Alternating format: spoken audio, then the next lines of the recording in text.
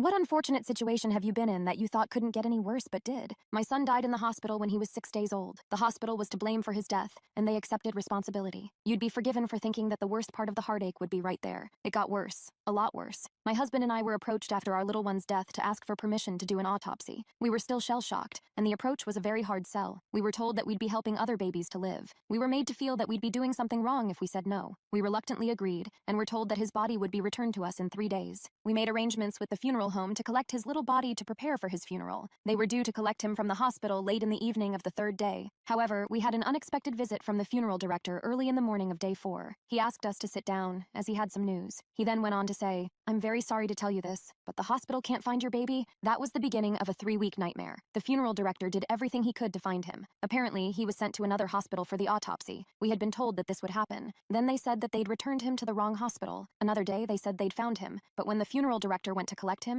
he was told that it was the wrong baby. I could go on. It was hell.